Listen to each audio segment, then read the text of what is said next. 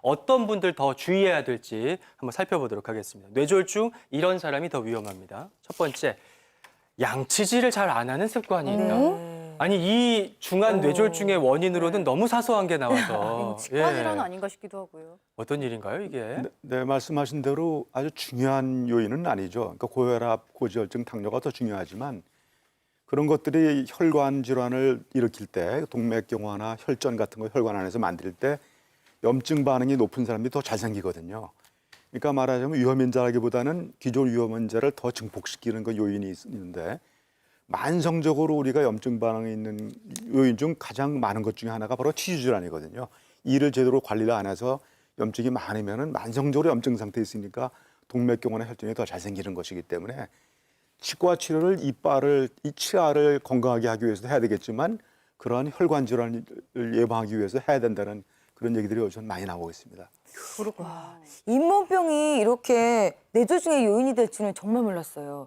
이 그럼 치주 질환은 어떻게 좀 예방하면 될까요? 네, 김광진 교수님. 네, 저희가 보통 노인분들한테 뇌졸중과 같은 혈관 질환 예방을 위해서는 세 가지의 치주 질환 관리법을 말씀을 드립니다. 1번은 치과를 가시는 거고요. 예. 2번은 정말 양치질을 잘 하셔야 됩니다. 다만 양치질을 한다는 것이 노인분들이나 질환이 있는 분들에게서는 어려울 수 있으니 치과에서 교육을 받고 환자분과 이를 보호해 주시는 보호자분들도 함께 교육을 받으시는 게 좋고요.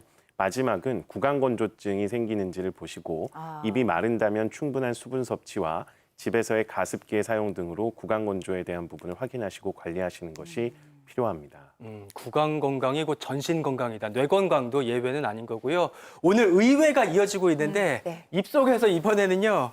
코로 가볼게요. 코를 자주 고는 게 또 뇌졸중이 위험할 수 있다. 이건 무슨 얘기일까요, 김 교수님? 네, 코를 많이 고는 사람들이 코만 고는 게 아니라 숨을 중간에 안 쉬기도 하죠. 네, 그러다가 한참 안 쉬어서 같이 주무시는 분이 깜짝 놀라서 이거 자꾸 한참 쳐다보고 그럴 일이 많았을 거예요.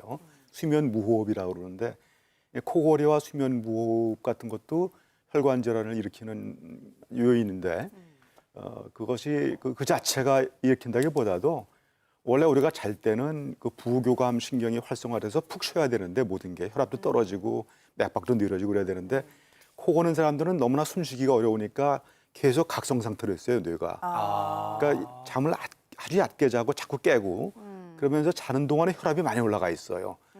그러니까 원래 혈압이 높던 분이 자는 동안에도 계속 올라가 있고 혹은 낮에는 괜찮다 하더라도 잘 때는 올라가 있으니까 혈관을 계속 손상시키는 요인이 되는 거고 또 계속 그렇게 각성 상태로 있으니까 심장에도 부담이 와서 이런 분들은 심장에 부정맥도 많이 와요. 그러니까 그런 것들도 또 뇌졸중을 일으키기 때문에 그런 요인들을 증폭시키는 하나의 위험인자로 볼 수 있는 것이죠.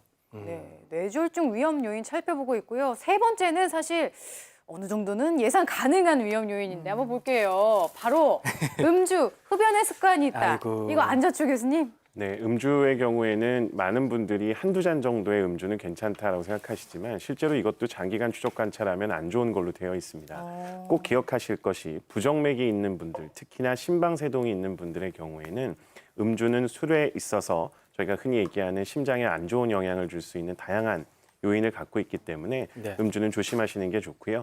흡연의 경우에는 다 알고 계시지만 꼭 기억하실 게 본인뿐만 아니라 간접 흡연을 하는 분들 역시도 심혈관계 질환의 발생 위험도를 증가시킬 수 있기 때문에 음주와 흡연은 주의하시는 게 맞겠습니다. 근데 이제 술, 담배도 안 하고 코도 안 골고 이도 잘 닦으시겠지만 마지막에 걸리시는 분들이 많으실 거예요. 요거는 아마 고혈압, 콜레스테롤, 고혈당, 쓰리고 질환이라고 하잖아요. 여기에 걸리시는 분들 참 많죠, 서 교수님.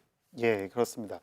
일단은 혈압이 높고 고지혈증, 그다음에 고혈당, 대표적인 성인 질환이고요. 이런 성인 질환이 있는 경우에 몸에서 염증이 계속 높게 되고요. 각종 동맥경화의 원인이 되기 때문에 이런 심근경색, 그다음에 뇌경색의 주요 원인이 되겠습니다. 여기 보시면 이제 혈압이 140 이상이다. 이러면 수축결합을 얘기하는 것 같고요. 이런 경우 이미 고혈압을 얘기할 수 있겠죠. 그다음에 이제 우리가 고지혈증 그러면 가장 중요시 여기는 게 저밀도 콜레스테롤, LDL 콜레스테롤을 얘기하는데요.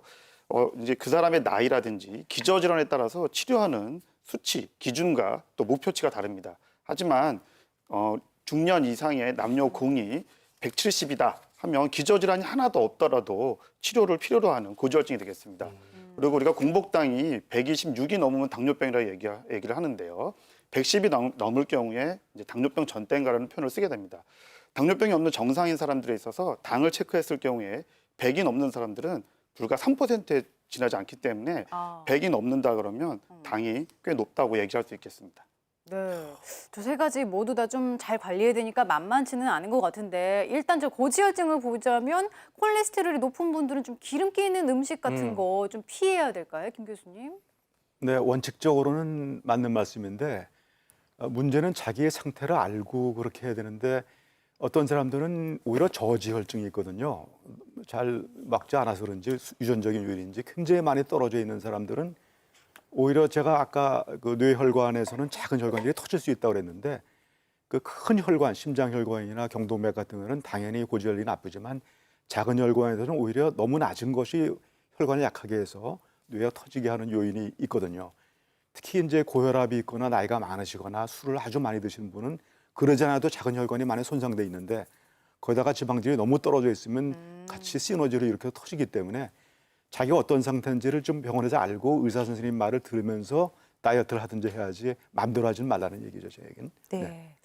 정말 당뇨는 어디 가도 안 빠지는 것 같아요. 뭐 고혈압, 고지혈증 같은 경우는 뭐 혈관에 연관성 고리가 있잖아요. 그래서 이해가 갑니다. 근데 고혈당 같은 경우는 이 뇌졸중하고 왜 뇌경색을 일으키는 걸까요, 교수님? 네, 뭐 당뇨병에 대해서 많은 분들이 혈당이 올라간다, 뭐 피 속에 당분이 많다, 쉽게 그렇게 생각하시지만 그런 병이 아닙니다. 당뇨는 혈관병이고요. 혈관 속에 당이 올라가게 되면 물엿처럼 끈적해진 혈액이 피를 잘 움직이기가 어려워지는 상황이 생기고요. 두 번째는 오랫동안 있을 때 생수랑 물엿이랑 보면 물엿이 먼저 썩습니다. 염증을 일으키기 때문에 네. 우리 혈관에 끈적끈적한 염증을 일으키는 성분들이 결국에는 당뇨병이 혈관 질환을 일으키는 주된 원인이라고 보시면 되겠습니다. 네, 아무튼 간에 고혈압, 당뇨, 고지혈증, 만성질환 관리가 건강 수명을 좌우한다. 명심해야 될 것 같고요. 35분입니다. 전화로 상담 신청하신 분 계셔서 한번 연결해 볼게요. 안녕하세요. 예, 안녕하세요. 예, 어떤 점 궁금하세요? 반갑습니다. 저는 2013년도에 네. 뇌경색이 왔다가 그해 5월 20일 날 또 뇌출혈이 왔습니다. 네. 그런데 그 후유증으로 한여름에도 오른쪽을 이불을 안 덮고 잘 수가 없어요. 아. 팔다리가 시려워서 그래서 한여름에도 땀을 빨빨 흘려도 반쪽은 이불을 덮고 자는 그런 불편함이 있습니다.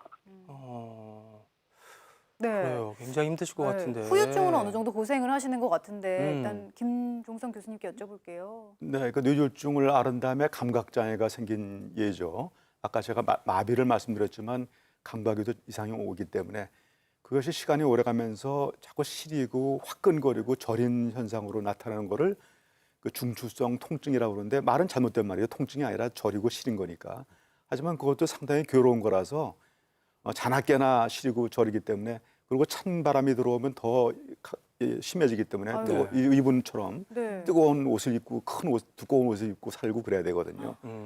그래서 그거를 완전하게 고치는 방법은 없지만 네. 그 감각 장애를 더 악화시키는 뇌의 그 여러 가지 신경 전달 물질들을 조절하는 약들이 있어요. 네. 한 대여섯 가지가 있는데 그걸 적당히 쓰면은 그래도 많이 좋아질 수 있기 때문에 네. 전문가한테 그런 진료를 받는 게 좋을 것 같습니다. 김강준 교수님, 후유증 관리 어떻게 하면 좋을까요? 네, 이제 이런 분들 같은 경우에는 말씀처럼 아프고 혹은 감각이 이상하기 때문에 잘 안 쓰는 상황이 생길 수 있습니다. 그렇게 되면 결국에는 한쪽 근육이 퇴화하고 그에 따라서 전신적인 균형이 무너지는 문제가 생길 수 있기 때문에 본인의 증상이 있더라도 반드시 적절한 운동법을 찾으시고 김 교수님께서 말씀하셨었던 약제 등을 통해서 감각 이상을 조절하시면서 장기적으로 앞으로 3, 40년 동안 더 운동 등을 통해서 근력의 쇠퇴를 막으시는 것이 굉장히 중요합니다.